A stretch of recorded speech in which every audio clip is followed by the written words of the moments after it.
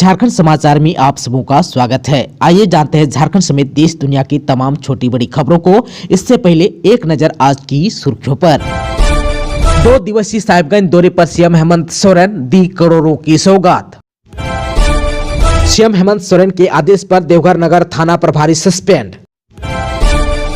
स्वतंत्रता दिवस पर रिलीज होगी गदर 2, रणबीर कपूर की फिल्म एनिमल के साथ कड़ी टक्कर। डीवीसी लगाएगा 2200 मेगावाट क्षमता का सौर ऊर्जा प्लांट, जल्द ही तैयार होगा डीपीआर। जब पीएससी ने 7वीं से 10वीं सिविल सेवा मुख्य परीक्षा का कट ऑफ मार्क्स किया जारी। आज यानी कि 6 जनवरी की शाम 6 बजे झारखंड पहुंच जाएंगे अमित शाह। रांची से चाईबासा और छत्तीसगढ़ तक का है कार्यक्रम। एनआई की रडार पर 1 करोड़ का इनामी नक्सली समर्दा, पश्चिमी सिंहभूम पुलिस ने घर पर चिपकाया इश्तेहार। अब समाचार विस्तार से। केंद्र सरकार ने समेत शिखर पर लिया बड़ा फैसला। जैन समुदाय के लोगों के विरोध प्रदर्शन को देखते हुए केंद्र सरकार ने गुरुवार को बड़ा फैसला लिया। केंद्र सरकार की ओर से सभी पर्यटन स्थलों एवं इको टूरिज्म पर फिलहाल रोक लगा दी गई है। केंद्र की नरेंद्र मोदी सरकार ने इको सेंसिटिव अधिसूचना खंड 3 के प्रावधानों पर रोक लगाने की बात कही है। कहा गया है कि 3 सदस्यों की एक निगरानी समिति बनेगी, जिसमें 2 जैन समुदाय के एवं एक स्थानीय व्यक्ति को रखा जाएगा। 2 दिवसीय साहिबगंज दौरे पर सीएम हेमंत सोरेन दी करोड़ों की सौगात। नववर्ष के उपलक्ष्य में माननीय मुख्यमंत्री श्री हेमंत सोरेन बुधवार से साहिबगंज जिले में 2 दिवसीय दौरे पर हैं, जहां माननीय मुख्यमंत्री पटना स्थित अपने आवास पहुंचे। वहां पर 1 दिवसीय कार्यकर्ता सम्मेलन में सम्मिलित हुए और जनता की समस्या से रूबरू हुए। इसी कड़ी में गुरुवार को माननीय मुख्यमंत्री श्री हेमंत सोरेन ने विभिन्न विभागों द्वारा संचालित योजनाओं में अभी तक हुई प्रगति से संबंधित समीक्षा की। इस क्रम में उन्होंने संबंधित अधिकारियों को आवश्यक और उचित निर्देश दिए। कार्यक्रम के दौरान माननीय मुख्यमंत्री के कर कमलों से कुल 61 करोड़ 23 लाख की राशि के कुल 27 योजनाओं का उद्घाटन और शिलान्यास किया गया। इस क्रम में आरईओ से 24, कल्याण विभाग से 2, एनईआरपी से 1 योजना का उद्घाटन और शिलान्यास किया गया। कार्यक्रम के दौरान माननीय मुख्यमंत्री के हाथों 42 स्वयं सहायता समूह को 21 लाख का सामुदायिक निवेश निधि व 3 क्लस्टर लेवल संगठन को निबंधन प्रमाण पत्र दिया गया। वहीं बाल विकास परियोजना अंतर्गत 6 लाभुकों को सावित्रीबाई फुले किशोरी समृद्धि योजना, 4 सेविका और 2 सहायिका को चयन पत्र, आंगनबाड़ी के बच्चों को स्वेटर प्रदान किया गया। कार्यक्रम में माननीय मुख्यमंत्री के हाथों भूमि संरक्षण विभाग अंतर्गत पंप सेट का वितरण, धोती साड़ी योजना अंतर्गत धोती साड़ी, सामाजिक सुरक्षा के विभिन्न योजना अंतर्गत पेंशन स्वीकृति पत्र, कम्बल का वितरण, प्रधानमंत्री आवास योजना अंतर्गत लाभुकों को लाभ, श्रमिकों को जॉब कार्ड का तिलक आदि किया गया। मौके पर ग्रामीणों ने मुख्यमंत्री को अपनी समस्याओं से अवगत कराने हेतु आवेदन भी दिए, जिसका उन्होंने त्वरित समाधान हेतु आवश्यक निर्देश भी दिया।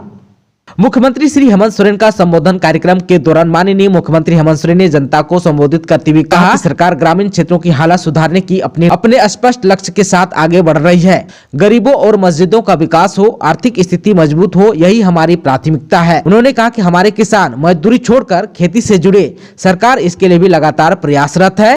इसी कड़ी में बिरसा हरित ग्राम योजना, दीदी बाड़ी योजना, राज बागवानी मिशन और इस वर्ष वर्षा न होने की स्थिति में फसल राहत योजना, पशुपालक किसान भाइयों के लिए मुख्यमंत्री पशुधन योजना आदि चलाया जा रहा है। कल जो है झारखंड में होंगे अमित शाह। चाईबासा में होगा बीजेपी के मिशन 2024 का आगाज। झारखंड बीजेपी मिशन 2024 के लिए रेस हो गई है। चाईबासा में केंद्रीय मंत्री अमित शाह के दौरे को लेकर पार्टी की तैयारी भी पूरी हो गई है। अमित शाह 6 जनवरी की शाम को रांची पहुंचेंगे। यहां वह पार्टी के वरिष्ठ नेताओं के साथ बैठक करेंगे। रात्रि विश्राम के बाद 7 जनवरी की सुबह 10 बजे चाईबासा के लिए रवाना हो जाएंगे। चाईबासा में कार्यक्रम में शरीक होने के बाद वह उसी दोपहर वापस रांची लौटकर दिल्ली के लिए रवाना हो जाएंगे। चाईबासा के बैठक में पार्टी के सभी पदाधिकारियों, प्रदेश कार्यकारिणी सदस्यों को शामिल होने का निर्देश दिया गया है। परिवार को मिला रेबिका का सिर, पहले ही दफना चुके हैं शरीर के टुकड़े। बोरियो संथाली के पुराना शिवालय के पोखर से बरामद इंसानी खोपड़ी को प्रथम दृष्टया रेबिका का मानकर पुलिस ने बुधवार को गोड़ा पहाड़ जाकर उसके परिजनों को सौंप दिया। बोरियो थाना पुलिस ने बीते 31 दिसंबर को खोपड़ी को पोखर से बरामद किया था। दुमका के फुलो झानो मेडिकल कॉलेज अस्पताल में मंगलवार को डॉक्टरों के बोर्ड ने खोपड़ी का पोस्टमार्टम करने के बाद पुलिस को सौंप दिया था। थाना प्रभारी जगन्नाथ पान ने बताया, रेबिका के खोपड़ी को डीएनए टेस्ट के लिए सैंपल लेने के बाद रेबिका के पिता सुरजा पहाड़िन एवं मां चांदी पहाड़िन को सौंप दिया गया। थाना प्रभारी ने बताया कि बरामद खोपड़ी का डीएनए टेस्ट कराने के लिए रांची स्थित एफएसएल में भेजा गया है। रिपोर्ट मिलने के बाद ही पुख्ता तौर पर कहा जा सकता है कि बरामद खोपड़ी रेबिका की ही थी। एनआई की रडार पर 1 करोड़ का इनामी नक्सली समर्दा, पश्चिमी सिंहभूम पुलिस ने घर पर चिपकाया इश्तेहार।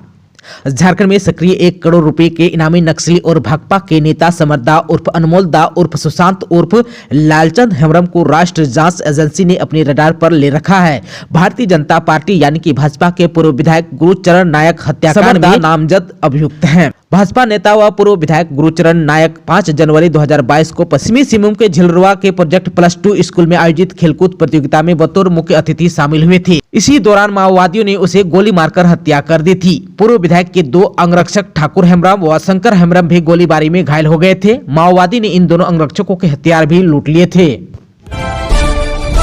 हेमंत सोरेन सरकार के लिए नई मुश्किल, महागठबंधन में फूट। नियोजन नीति पर प्रदेश में जारी घमासान के बीच अब महागठबंधन सरकार में शामिल कांग्रेस पार्टी ने चौंकाने वाला बयान दिया है। झारखंड प्रदेश कांग्रेस कमेटी के अध्यक्ष राजेश ठाकुर ने हेमंत सरकार द्वारा लगाई गई नियोजन नीति को दोषपूर्ण बताया। राजेश ठाकुर ने कहा कि राज्य सरकार की नियोजन नीति दोषपूर्ण थी, यही कारण है कि कोर्ट ने इसे खारिज कर दिया।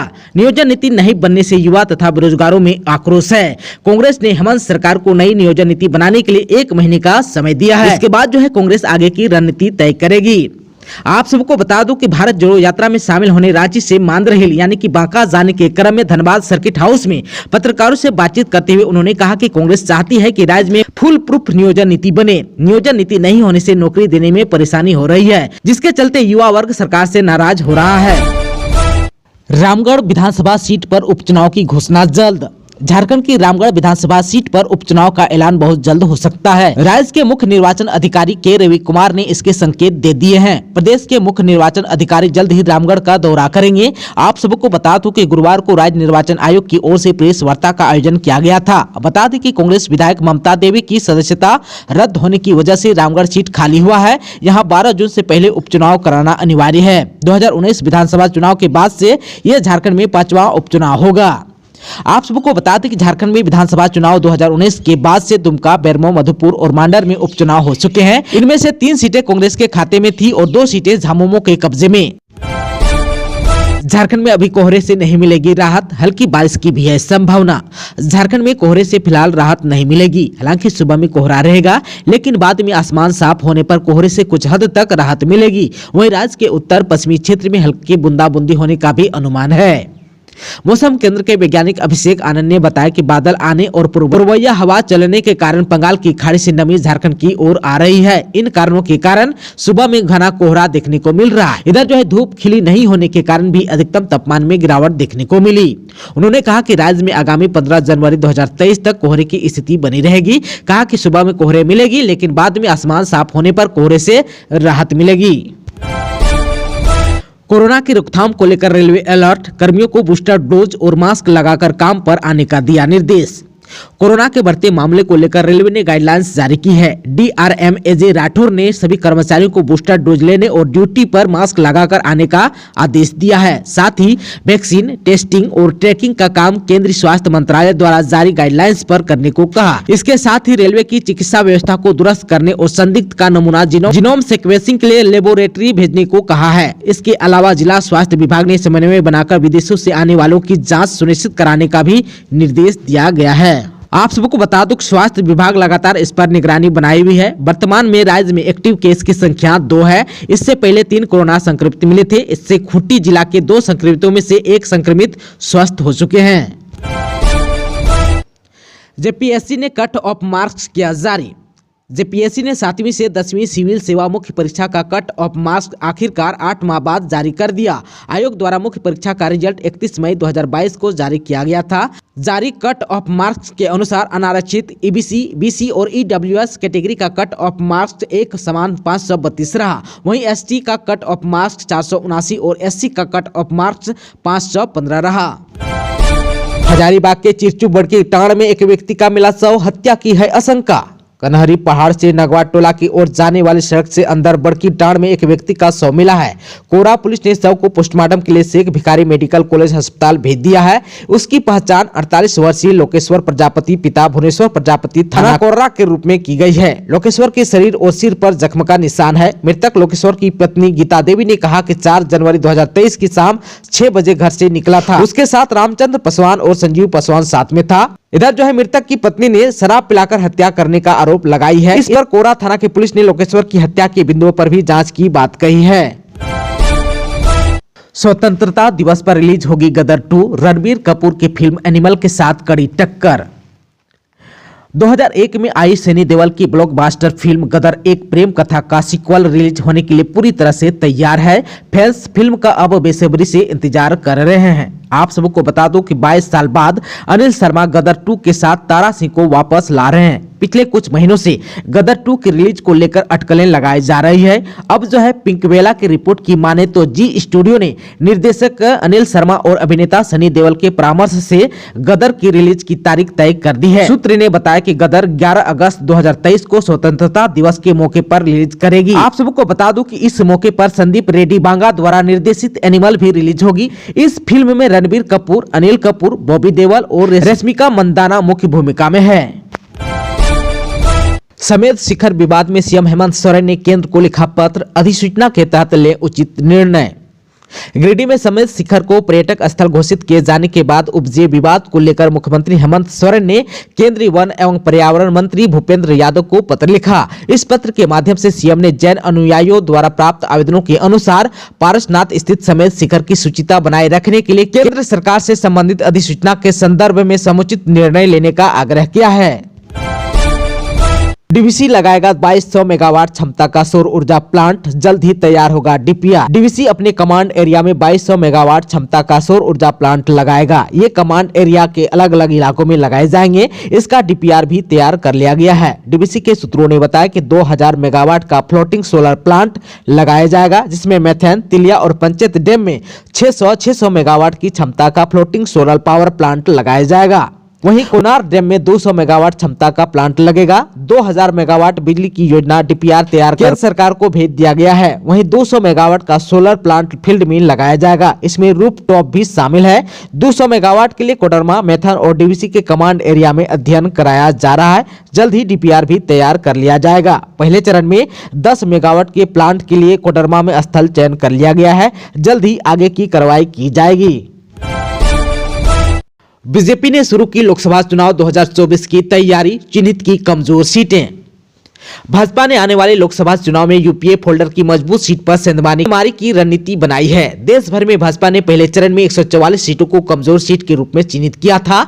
बिहार में गठबंधन टूटने के बाद 20 सीट और बढ़ गई। पूरे देश में भाजपा ने ऐसे 160 सीटों को चिन्हित किया है, जिसमें झारखंड की चाईबासा और राजमहल की सीट है।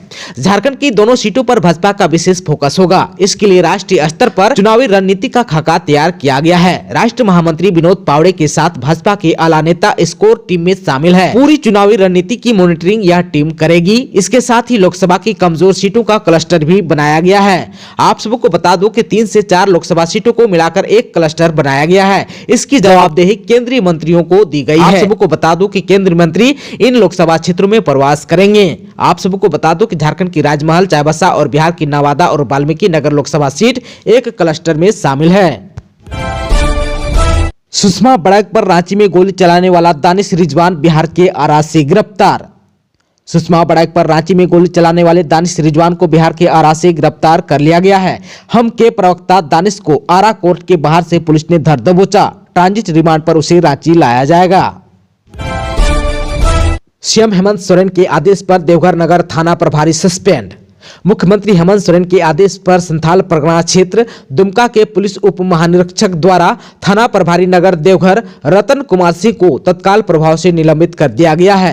थाना प्रभारी पर देवघर स्थित पंजाब नेशनल बैंक के आर्म्स गार्ड कैलाश यादव के साथ मारपीट करने, मोबाइल तोड़ने एवं गार्ड को जेल भेजने का आरोप है। आप सबको बता दूं कि 2 जनवरी 2023 को थाना प्रभारी द्वारा बैंक के गार्ड के साथ थाना प्रभारी ने मारपीट एवं गाली गलौज करने के बाद अतिरिक्त पुलिस बल के सहयोग से गार्ड को घसीटते हुए हाजत में बंद कर दिया था। गार्ड की गिरफ्तारी अपेक्षित नहीं रहने एवं पर्यवेक्षी पदाधिकारी के आदेश के बिना गार्ड को जेल भेज दिया गया था, जिसके चलते उसे सस्पेंड कर दिया गया है।